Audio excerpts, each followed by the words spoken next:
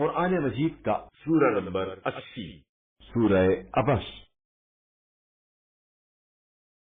سورہ عبس کے متعلق چند مختصر نکات تلاوت و ترجمے کے ساتھ۔ بسم اللہ الرحمن الرحیم۔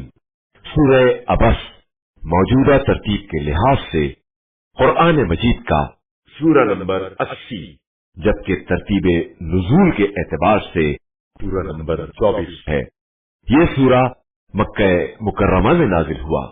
اس سورے کی پہلی آیت کی مناسبت سے اس کا نام عبس رکھا گیا ہے۔ عبس ترش روی کرنے یا جیب جبی ہونے یا تیوری چڑھانے کو کہتے ہیں۔ ابتدائی آیات اس وقت نازل ہوئیں جب ایک نابینا شخص ابن ام مکتوم رسول خدا صلی اللہ علیہ وآلہ وسلم سے اسلامی تعلیمات کے بارے میں سوال کرنے لگے۔ آپ صلی اللہ علیہ وآلہ وسلم نے اسے اسلامی تعلیمات سے آگاہ کرنا شروع کیا تو بعض لوگوں نے اس کی آمد کو ناپسند کرتے ہوئے ناک بھوں چڑھائی تو خدا نے ان آیات کو نازل کیا کہ رسول صلی اللہ علیہ وآلہ وسلم کی محفل سب کے لیے ہے، لہذا کسی کے آنے پر ناک بھوں چڑھانے کا حق کسی کو حاصل نہیں ہے۔ آیت نمبر 34 سے 37 تک کے مطابق قیامت کے دن کسی کو کسی کا خیال نہیں ہوگا۔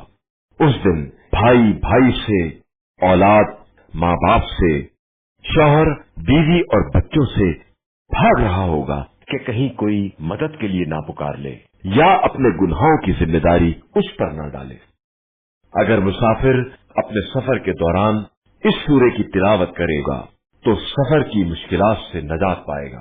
بسم اللہ الرحمن الرحیم۔ شروع نام سے اللہ کے جو بڑا مہربان نہایت رحم کرنے والا ہے۔ عبس وتولی، اس نے منہ بسور لیا اور پیٹ پھیر لی ان جاءہ الاعمی، کہ ان کے پاس ایک نابینا آ گیا۔ وما يدريك لعله يزكى، اور تمہیں کیا معلوم شاید وہ پاکیزہ نفس ہو جاتا او يذكر فتنفعه الذكرى، یا نصیحت حاصل کر لیتا تو وہ نصیحت اس کے کام آ جاتی۔ اما من استغنى، لیکن جو مستغنی بن بیٹھا ہے فانت له تصدى، آپ صلی اللہ علیہ وآلہ وسلم اس کی فکر میں لگے ہوئے ہیں۔ وما عليك الا يزكى، حالانکہ آپ صلی اللہ علیہ وآلہ وسلم پر کوئی ذمہ داری نہیں ہے اگر وہ پاکیزہ نہ بھی بنے۔ وَأَمَّا مَن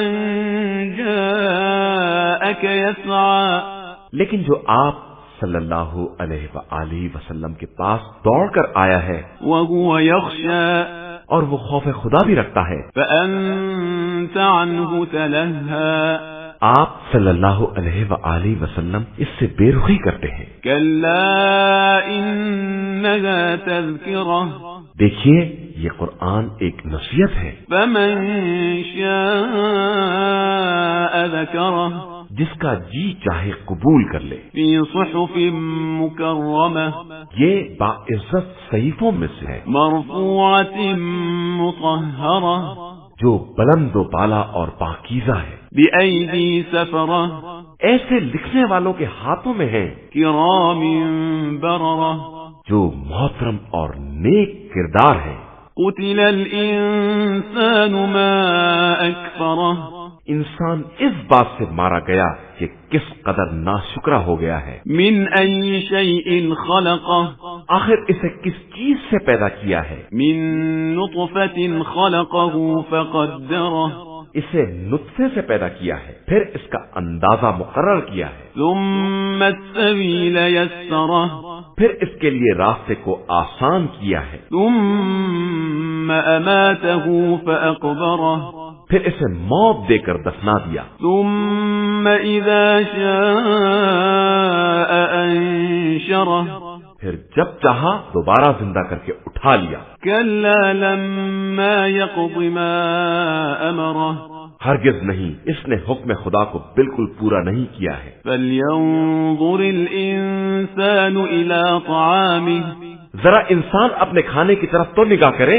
أنا صببنا الماء صبا بے شک ہم نے پانی برسایا ہے. ثم شققنا الأرض شقا پھر ہم نے زمین کو شگافتہ کیا ہے. فأنبتنا فيها حبا پھر ہم نے اس میں سے دانے پیدا کیے ہیں وعنبا وقضبا اور انگور اور ترکاریاں وزيتونا ونخلا اور زیتون اور کھجور وحدائق غلبا اور گھنے گھنے باغ وفاكهة وأبا اور میوے اور چارہ. متاعا لكم ولأنعامكم یہ سب تمہارے اور تمہارے جانوروں کے لیے سرمایہ حیات ہے. فإذا جاءت الصاخة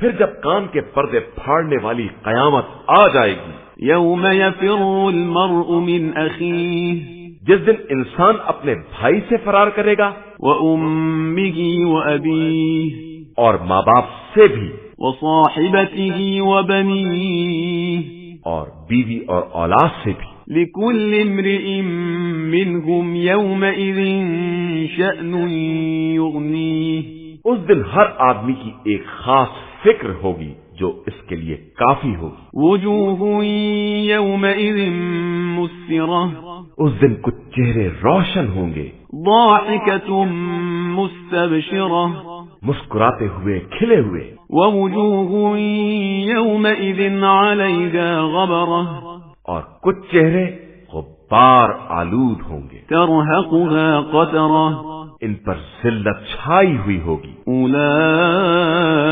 هم الكفرة الفجرة یہی لوگ حقیقتاً کافر اور فاجر ہوں گے.